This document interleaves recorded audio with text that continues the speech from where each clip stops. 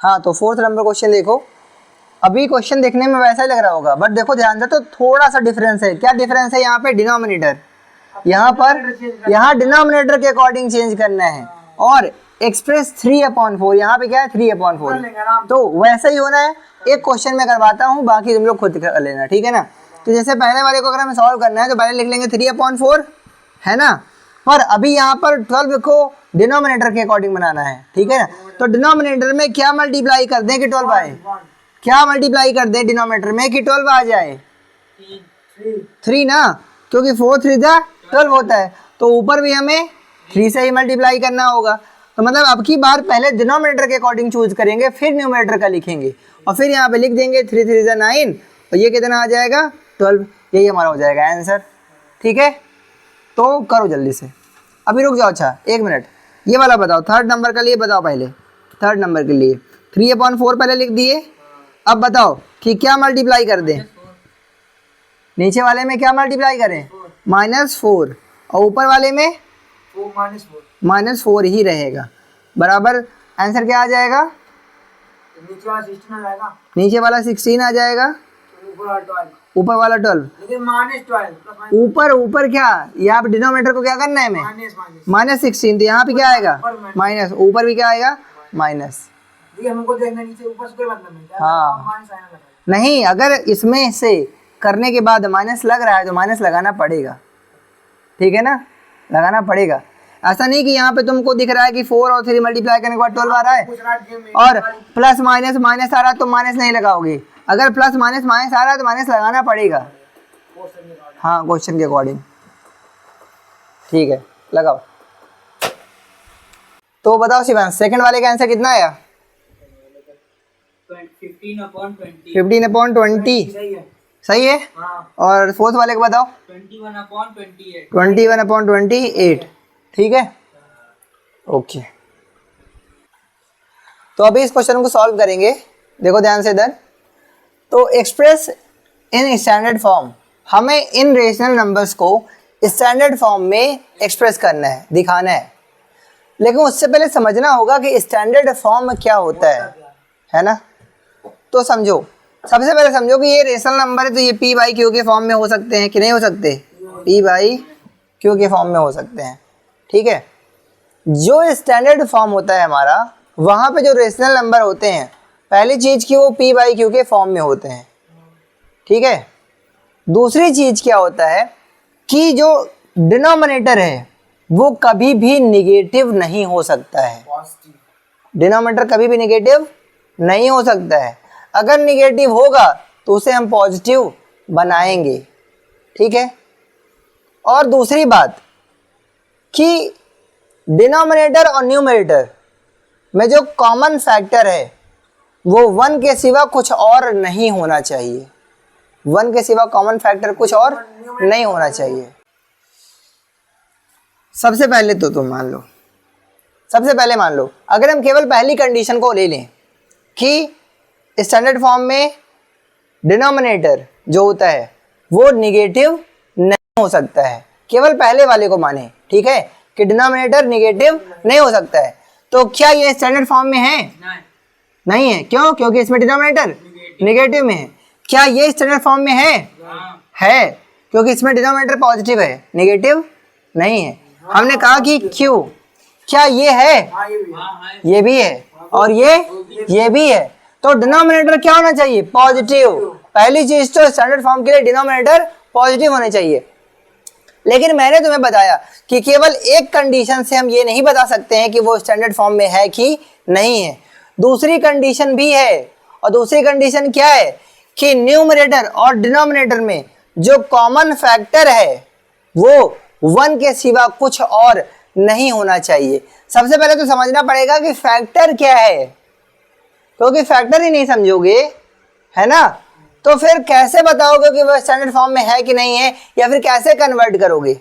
इसके लिए हम तुम्हें एक बहुत ही सिंपल सा तरीका बताते हैं किसी भी दिए गए रेशनल नंबर को स्टैंडर्ड फॉर्म में कन्वर्ट करने का, ठीक है। जैसे पहला क्वेश्चन ले लो, ठीक है, पहला हमारा है 15/65, ठीक है। अब इसमें 15/65 है ना, अब इसमें तुम क्या करो, पहले 15 का ले लो एलसीएम।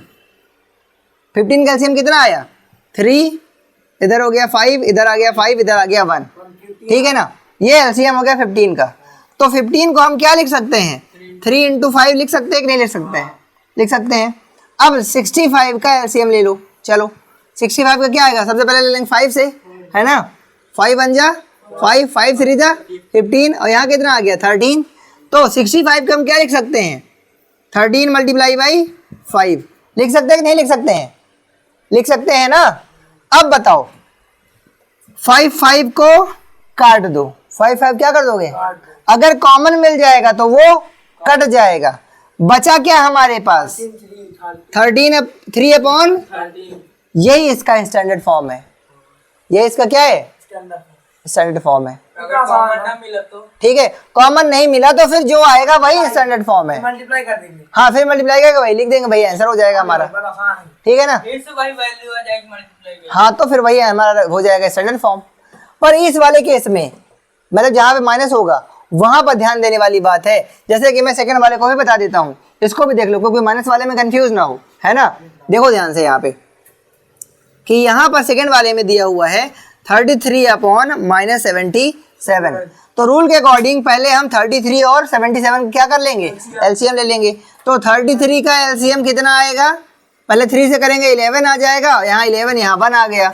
वैसे ही 77 का कर लेंगे, है ना। तो ये किससे जाएगा 11 से जाएगा, है ना। और यहाँ 7 आ जाएगा, यहाँ 7 और यहाँ पे 1 आ गया। तो देखो ध्यान से 11 11 क्या है, कॉमन दिख रहे हैं ना। तो यहाँ पे लिख देंगे ऐसे कि 3 × 11 और यहाँ पे भी लिख देंगे 7 × 11। माइनस में अब तुम कह रहे हो माइनस में है ना, नीचे वाला माइनस में है तो नीचे वाले में लगा देंगे क्या माइनस। रुक जाओ, पहले नीचे वाले में क्या लगा देंगे माइनस। वेट करो, पहले वेट करो। अब 11 11 क्या कर देंगे, कैंसिल, कैंसिल कर दिए। हमें क्या मिला 3/-7। लेकिन हमने कहा कि हमारा जो भी स्टैंडर्ड फॉर्म है उसमें डिनोमिनेटर नेगेटिव में नहीं होता। तो अब ध्यान दो कि इससे पहले जो तुमने क्वेश्चन एक किया था, है ना, अगर हमें इस माइनस को ऊपर ले जाना है, इस माइनस को कहाँ ले जाना है ऊपर, तो माइनस से ऊपर नीचे मल्टीप्लाई कर देंगे। तो मतलब अगर इसी में 3/-7 में अगर हम ऊपर नीचे -1 से मल्टीप्लाई कर दें, है ना, तो आ जाएगा क्या -3/7 आ गया। यही हमारा स्टैंडर्ड फॉर्म हो जाएगा। ठीक है, इसका स्टैंडर्ड फॉर्म क्या हो जाएगा ये, क्योंकि इसमें डिनोमिनेटर में नेगेटिव भी नहीं है। बात समझ में आ गई। इस वाले में न्यूमरेटर ऑलरेडी नेगेटिव है, इस वाले में हमें ऐसा कुछ करना ही नहीं है क्योंकि डिनोमिनेटर ऑलरेडी पॉजिटिव में है। करो इसे। अब इससे इजी मेथड नहीं है स्टैंडर्ड फॉर्म निकालने का, ठीक है। अगर इसमें तुम्हें दूसरा वाला जो रूल मैंने बताया था कॉमन फैक्टर वाला, अगर वो नहीं भी आता कि कॉमन फैक्टर क्या होता है, अदर देन 1 क्या है, तो तब भी तुम ये वाला फॉर्मूला लगा लोगे, तुम्हारा एकदम सही रहेगा। बात सही है। देखो तो थर्ड वाले में कंफ्यूजन है ना, इसको कर लेते हैं तीसरा वाला, ठीक है। इसमें क्या है -13/78। तो पहली बात तो इसमें डिनोमिनेटर ऑलरेडी पॉजिटिव में है, तो हमें एक कंडीशन को तो ध्यान ही नहीं देना है, बस कॉमन फैक्टर अगर 1 के अलावा कुछ है तो उसे हटाना है। उसके लिए हमें करना क्या है कि पहले मैंने बताया था कि एलसीएम लेना है। अभी 13 तो ऑलरेडी प्राइम नंबर है तो इसका एलसीएम तो यही रहेगा। 13 का एलसीएम अगर तुम लेने जाओगे यहाँ पर, डिनोमिनेटर पॉजिटिव देखना है, डिनोमिनेटर खाली, न्यूमरेटर नहीं देखना है। हाँ, तो 13 का एलसीएम लोगे तो 13 बन जा 13, ये तो ऑलरेडी तुम्हारा 13 ही आएगा, है ना।